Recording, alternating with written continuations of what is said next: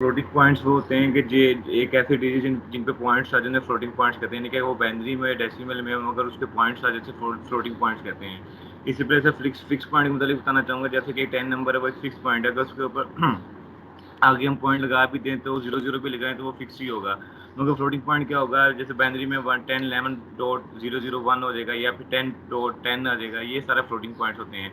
ऐसे नंबर जो लेफ्ट से राइट या राइट से लेफ्ट मूव करें उसे फ्लोटिंग पॉइंट्स कहा जाता है। और ये सर कंप्यूटर आर्किटेक्चर में इसका बहुत ज़्यादा यूज़ किया जाता है सर। इसके लिए ना रेडिकल जो है ना वो बहुत ज़्यादा प्रेफर किया जाता है कि रेडिकल जो मूव फैक्टर है ना वो बहुत ज़्यादा इंपॉर्टेंट होता है सर। अगर रेडिकल जो मूव करे लेफ्ट से राइट, राइट से लेफ्ट होता है उसमें पॉजिटिव, यानी कि जो हम नंबर्स होकर पावर्स में बेस के ऊपर पावर लेंगे साइन लेंगे वो पॉजिटिव नंबर में आएगा। अगर लेफ्ट से टू राइट करेंगे तो नेगेटिव इसकी बेस की पावर में आएगा। इसकी एग्जांपल भी है सर। एग्जांपल में सर ये देखें 100 डॉट है ना, तो वो मूव कर रहा है राइट टू लेफ्ट कर रहा है। अब वो डॉट से जीरो की तरफ लेफ्ट से मूव किया तो 10 की पावर वो 1 आई है, क्योंकि डेसिमल नंबर था 100 है, तो ये बाइनरी नंबर नहीं था, इसलिए डेसिमल नंबर की तो 10 होती है बेस। और इस वजह से सर जब वो हमने 10.0 हुआ तो वो 10 मल्टीप्लाई 10 की पावर 1 हो गया। और जैसे ही सर ये नेक्स्ट आगे मूव किया डॉट, तो वो 1 मल्टीप्लाई 10 की पावर बेस 2 होगा। ये पॉजिटिव है क्योंकि हम राइट से लेफ्ट मूव कर रहे हैं। इस तरह से लेफ्ट टू राइट जो है उसमें भी इस तरह 100.00 है, तो सर जब लेफ्ट से राइट मूव करेंगे तो 100,000 आ जाएगा, डॉट जीरो मल्टीप्लाई 10 की पावर -1 आ जाएगा। जैसे ही एक और डॉट आगे जाएगा तो 10 की पावर जो उसकी बेस होगी वो -2 आ जाएगी। उसके उसके बाद जनरल साइंस होते हैं। ये सबसे पहले मैं नॉर्मलाइजेशन और आई को डिस्कस करने से पहले कुछ जनरल साइंस बताना चाहता हूँ। इसमें मांटिसा है और एक्सपोनेंट्स होते हैं और साइंस होते हैं। मांटिसा क्या होता है, मांटिसा वो होता है जिसमें साइन फिक्स पॉइंट हो, यानी कि जहाँ पर हम पॉइंट्स को उठा के किसी एक फिक्स जगह में रखते हैं उसको मांटिसा कहा जाता है। यानी कि जहाँ से उठाया हो जहाँ पर रखा हो उसको पूरी जो बाइनरी होगी वो मांटिसा कहलाएगी। और एक्सपोनेंट वो होगा सर वो पोजीशन जो डेसिमल या बाइनरी पॉइंट को शो करे। जैसे कि इस एग्जांपल में भी दिया गया है कि ये फ्रैक्शन है जहाँ पर उसने पॉइंट्स उठाया और ये एक्सपोनेंट है उसकी पावर 4 आ गई है। उसका इसका जनरल फॉर्म है उसको मान टीचर को एम से शो करेंगे, एक्सपोनेंट को ई से और आर को रेडिक्स रेडिक्स आर को आर से शो करेंगे। सो उसके बाद नॉर्मलाइजेशन का कंसेप्ट आता है। अस्सलाम वालेकुम सर।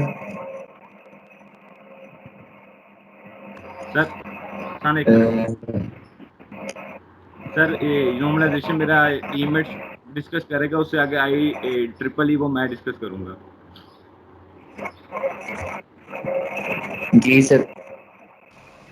नॉर्मलाइजेशन सर नॉर्मलाइजेशन में हम जो है वो एक ऐसी नॉर्मलाइजेशन हमारे पास टेक्निक है फ्लोटिंग पॉइंट में जिसमें हम किसी भी टेबल की रिडंडेंसी मतलब कि उसमें जो डाटा की रो की या कॉलम की रिपीटिशन हो रही होती है उसको हम रिमूव करते हैं या रिड्यूस करते हैं। तो इसमें normalization floating is said to be normalized if most significant digit of mantissa is non zero. अगर हमारे पास मेंटिसा का मोस्ट सिग्निफिकेंट डिजिट जो है वो नॉन जीरो है तो हम फिर उसको नॉर्मलाइज फॉर्म में लेके आएंगे। तो मैं नेक्स्ट स्लाइड करिएगा।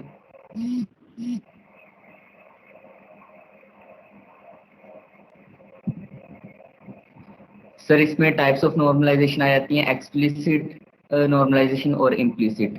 एक्सप्लिसिट में हमारे पास अगर हमारा जो मोस्ट सिग्निफिकेंट फिगर है वो अगर 1 होगा तो जिस जगह पे हमारा मोस्ट सिग्निफिकेंट जीरो फिगर 1 होगा उस जगह पे हम उसको डेसिमल पॉइंट लगाएंगे और मल्टीप्लाई बाई 2 की पावर जितने डिजिट छोड़कर डेसिमल पॉइंट लगाएंगे उनकी उतनी पावर आ जाएगी। मतलब अगर हम 2 की पावर अगर हम 3 डिजिट छोड़ के डेसिमल पॉइंट लगाएंगे तो हमारे पास 2 की पावर 3 आ जाएगी। और अगर हम 2 डिजिट छोड़ के लगाएंगे तो हमारे पास जो उसकी पावर होगी वो 2 की पावर 2 आ जाएगी। और इम्प्लीसिट फंक्शन में हमने उसको मतलब कि मोस्ट सिग्निफिकेंट फिगर के बाद हमारे पास 1 लगना होता है तो उसके मुताबिक इम्प्लीसिट फंक्शन में हमारे पास उसकी पावर उतनी ही आ जाएगी।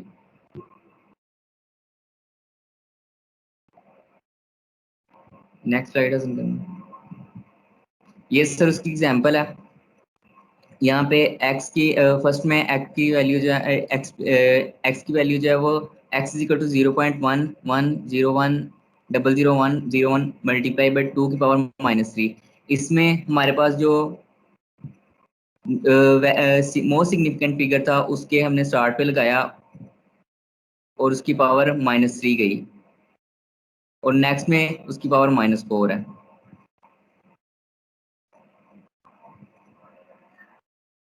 नेक्स्ट स्लाइड करना सर। इससे आगे मैं डिस्कस करूंगा। IEEE स्टैंडर्ड जो है ना सर, वो इसलिए रिप्रेजेंट करवाया गया था कि जब फ्लोटिंग पॉइंट को यूज़ किया जाता है ना सर, उसमें मैंटिस और साइंस को यूज़ किया जाए, मगर सर उसको डेसिमल में वो लिखा जाता है, मगर उसको प्रोसेसर जो होता है ना वो नहीं किया उसको यूज़ में कर ला सकता है। तो सर फिर IEEE ने इसकी स्टैंडर्ड को यूज़ करने के लिए एक स्ट्रक्चर डिज़ाइन किया जिसको हम सिंगल प्रेसिपिटेशन डबल प्रेसिपिटेशन कहते हैं। और सिंगल प्रेसिपिटेशन में सर 32 बिट का होता है और डबल प्रेसिपिटेशन से 64 बिट का होता है। और सर फ्लोटिंग पॉइंट को जो नंबर को शो करने के लिए पॉजिटिव नेगेटिव मार्टी से मल्टीप्लाई बाय बेस की पॉजिटिव नेगेटिव एक्सपोनेंट सर जो उसकी पावर जहाँ से यदि आगे डिस्कस करेंगे, जहाँ से डॉट को हम मूव करेंगे किसी मोस्ट सिग्निफिकेंट बिट से पहले, सर उसकी वो पावर आ जाएगी। वो पॉजिटिव भी हो सकती है और नेगेटिव भी हो सकती है। सर यहाँ पर एक स्ट्रक्चर यूज़ किया गया है, वो सिंगल प्रेसिपिटेशन की एग्जांपल दी गई है, जिसमें सर वो बताया गया कि एक साइन होता है वो जो 1 बिट का होता है, और सर एक्सपोनेंट होता है जो 23 से 30 बिट का होता है, यानी कि वो 8 बिट साइन अप लेता है।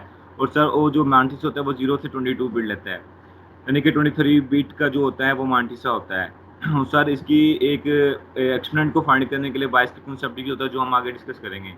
सर इस तरह डबल प्रेसिपिटेशन का भी स्ट्रक्चर यूज होता है, मगर उसमें बाइसिंग का कॉन्सेप्ट डिफरेंट हो जाता है, बाकी साइंस और मांटिसा वैसे ही सेम रहता है। और सर उनकी जो बिट साइज होती है वो भर जाती है, उनकी वो बिट साइज 0 से 50 तक वो 050 सर वो आगे शो की हुई है, 0 से 51 होती है, और 50 और 0 से 51 होती है, और सर एक्सपोनेंट होती है 51 से 51 से सॉरी 0 से 51 से सर 60, और फिर जो साइन होता है वो 61 होता है।